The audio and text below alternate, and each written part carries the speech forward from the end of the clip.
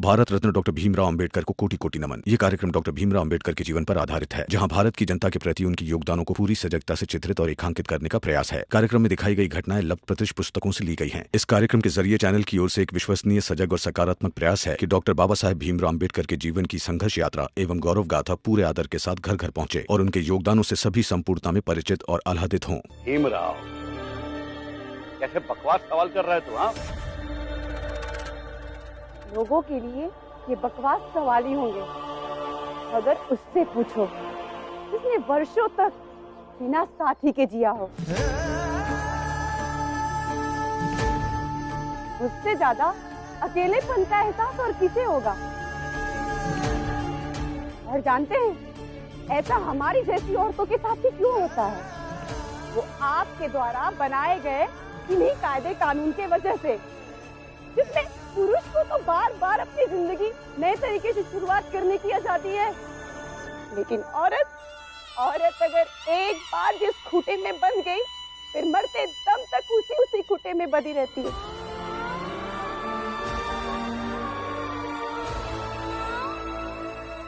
चाहे उसकी जिंदगी बिखर जाए या जलकर खाक हो जाए, लेकिन वो उसी खूंटे में बंधी खाक होती रहती है।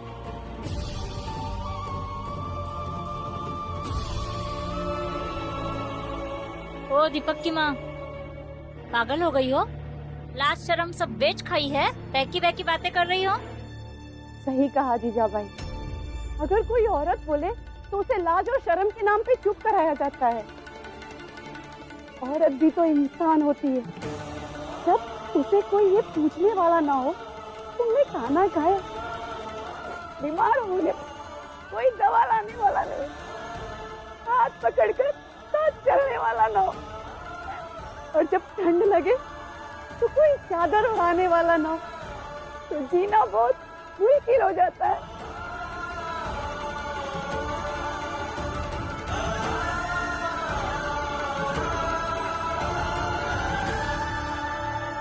इसलिए तुम सही कह रहे हो, अभय और निर्मला की शादी हो जानी चाहिए। मूर्खो, ये क्या नौटंकी फैला कर रखी है? तुम ही लोग थे ना जिन्होंने भीम और निर्मला को इस चौल से बाहर निकाला था? हाँ, अब तुम ही लोग इन्हें यहाँ रहने दे रहे हो। कोई नौटंकी नहीं है ये। उस समय भीम की बातों का विरोध कर रही थी ये, और आज इनके अंदर की औरत जाग उठी है, इसलिए निर्मला की पीड़ा को महसूस कर रही है, इसलिए कह रही है। और नरोत्तम जोशी, तुम औरत नहीं हो ना, तो ये बात तुम महसूस नहीं कर सकते। काकी, अब बस इनके सवाल का जवाब दीजिए और सच सच बताइए।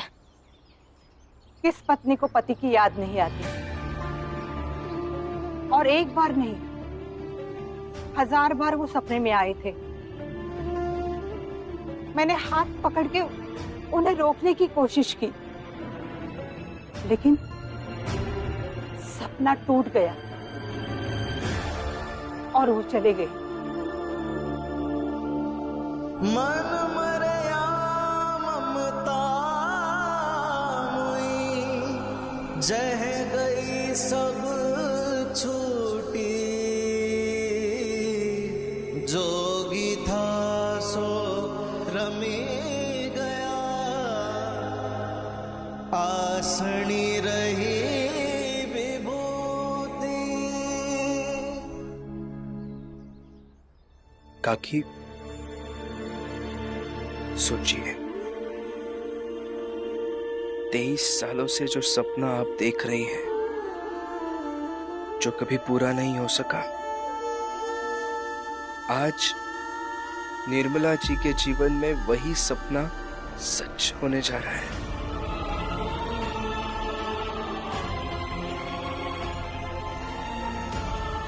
तो आप क्या चाहती है कि हर एक औरत बस सपने देखती रहे? जो कष्ट आपने झेले कि वही सब झेले? अब सोचिए ना, 23 साल पहले आपको भी अगर निर्मला जी जैसे मौका मिलता तो आपका क्या फैसला होता?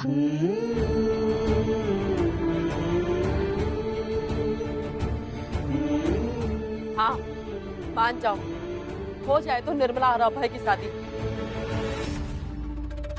तल बदलू, निर्लज्ज औरत, भूल गई सब कुछ। इन दोनों ने क्या किया वो भी भूल गई।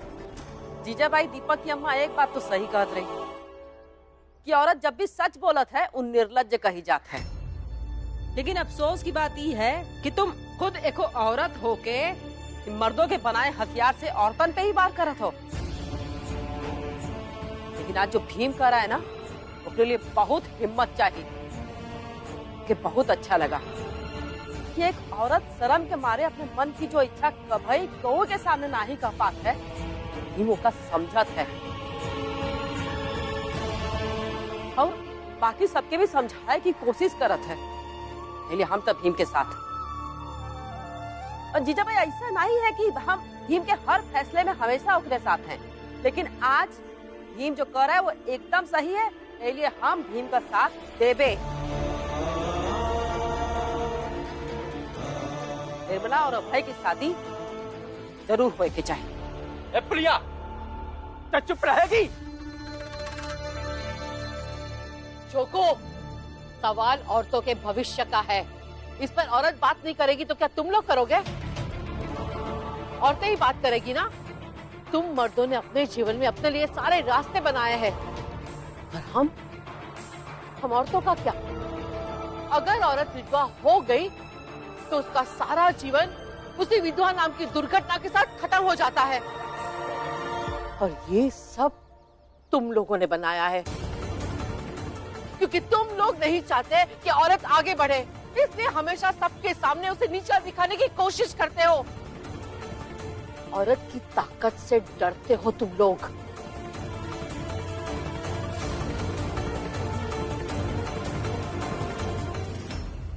जीजा भाई, तू किस मुंह से निर्मला की शादी के लिए मना कर रही है? हाँ, भूल गई? तू भी एक विधवा ही थी ना। विधवा का दुख मुझे पता है। मैं नहीं चाहती थी कि कोई भी विधवा औरत मेरे जैसे बेसहारा बने, इसलिए मैंने प्रिया को राजी करके तेरे साथ शादी करवाई। नहीं तो तू भी आज दर दर की ठोकरें खा रही होती।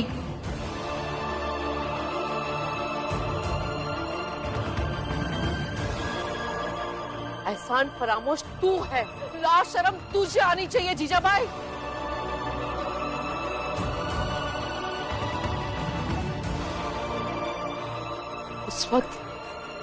उस वक्त मेरी जिंदगी में भी अगर कोई भीमराव जैसा आया होता तो मेरी जिंदगी भी संवर गई होती।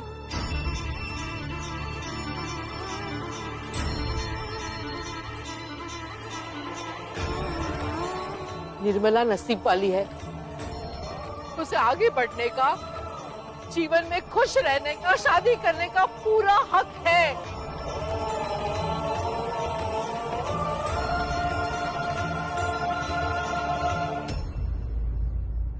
घोर कलयुग आ गया है। भीमराव, तुमने सचमुच कलयुग के पाप की नदी इस चाल में बहा दी है। सारा अनाचार ले आया है यहाँ। अब औरतें भी जबान खोल रही है।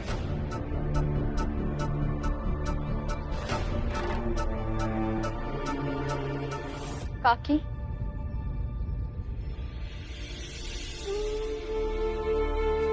उस समय ये समझिए कि 23 साल पहले आप मेरी जगह थी, और फिर 23 साल बाद मैं आपकी जगह खड़ी रहूंगी। आज आपका चाहे जो भी फैसला हो, वो मेरे 23 साल बाद के भविष्य को तय कर देगा।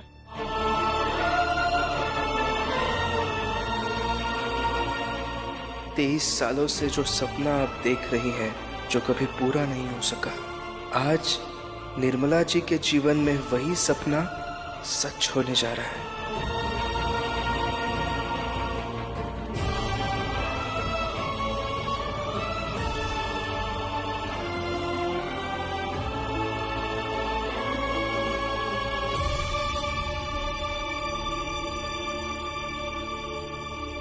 अब क्या इनके मुंह में उंगलियां डालकर जवाब लोगे? अरे इनकी खामोशी ही इनका जवाब है। नहीं,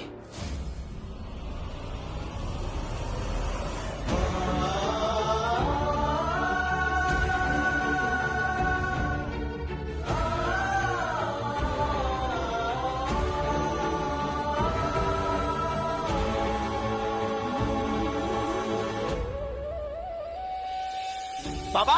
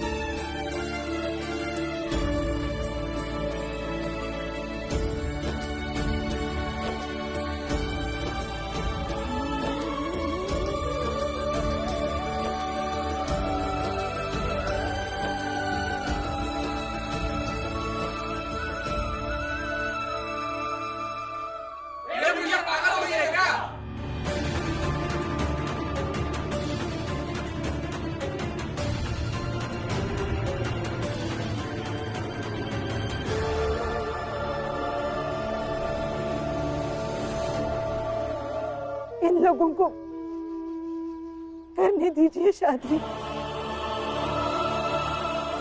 निर्मला हमारे समाज का हिस्सा है।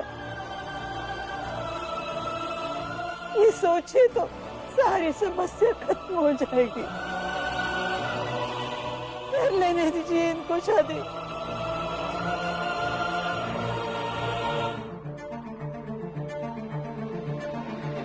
अरे कर ले नहीं लोग का शादी, हम हाथ जोड़ते हमें औरत आप समझाते अच्छे से कि औरत का अकेले होना कितना मुश्किल होता है। अब निर्मला के दूसरा मौका मिल रहा है जिंदगी जिएगा तो जी ले वे, तो हो जाए तो होकर शादी। नहीं, मतलब नहीं। सामाजिक मान्यताओं को ध्वस्त नहीं किया जा सकता, समझे? तो ठीक है, जो करना है वो करो। मैरिज तो होकर ही रहेगा। भीमराव, रमा, तुम मैरिज की तैयारी करो। बड़े साहब जी, आपकी फौज से अब हम डरने वाले नहीं। हमारा समाज आप लोगों से लड़ेगा। हाँ, रियली? और आज हम सबको बता देंगे कि धर्म के मामले में कानून भी कुछ नहीं कर सकता। बिल्कुल पापा, पीछे नहीं हटना है। शांत हो जाइए, शांत हो जाइए। इतने सालों में इतनी सी बात नहीं समझ पाए आप लोग। ये लोग जो आगे खड़े हैं ना, इनमें से लड़ने कोई नहीं आएगा। सब किनारे खड़े हो जाएंगे और आप लोग इन लोगों से लड़ बैठेंगे, क्योंकि ये लोग आप दोनों को एक दूसरे से लड़वाना चाहते हैं। भीम, इन चीजों में मत उलझो, विवाह की तैयारी करो। अपराधी तो सब है, करने दे इनको जो करना है। चलो। रुको, ये विवाह नहीं होगा। चल। पोजीशन।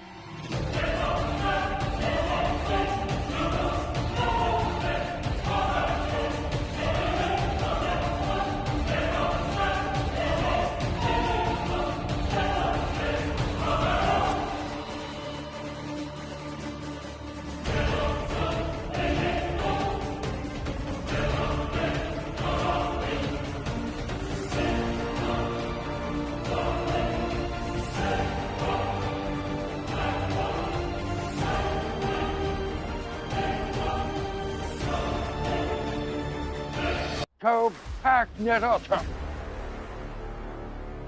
पीछे हट। इस गलतफहमी में मत रहिएगा कि आपकी इन बंदूकों से डर जाएंगे हम। आज आपने हमारी आवाज दबाने की कोशिश की है और इसका जवाब मिलेगा आपको, आपको, सबको, सबको जवाब मिलेगा इसका।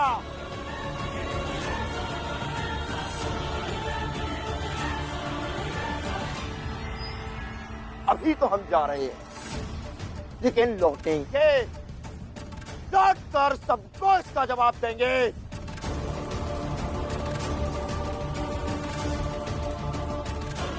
चलो।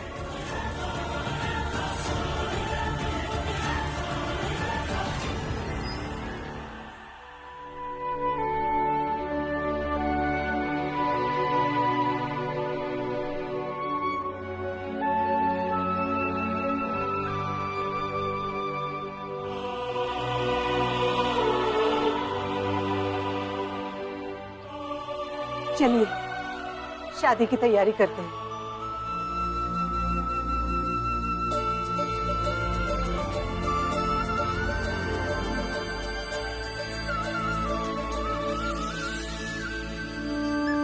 राम जी, विवाह कराने हमारे समाज से तो कोई आएगा नहीं।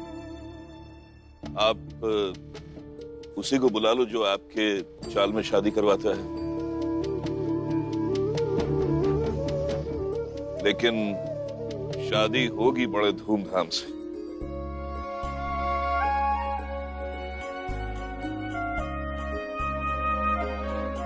भैया मैं बुलवाती हूँ किसी को।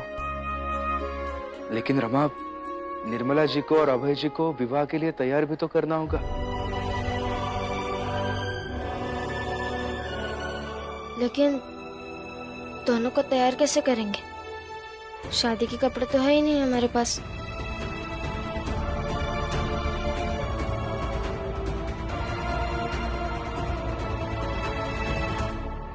इन सब के बीच में इस बारे में तो सोचा ही नहीं। अब क्या करेंगे? चिंता मत कीजिए रमा और लक्ष्मी।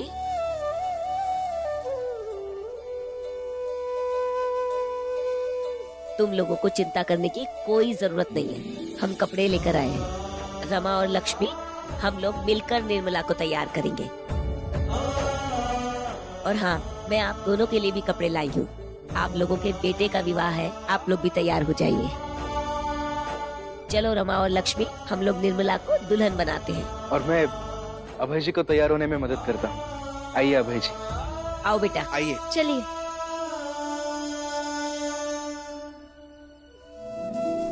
ये भी पागल हो गए।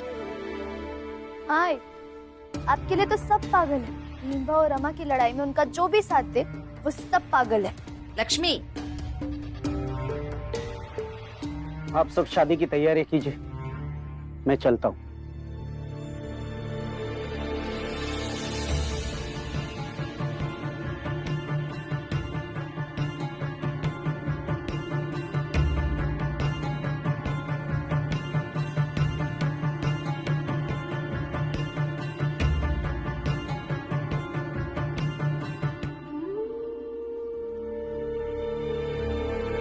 रुको बाला,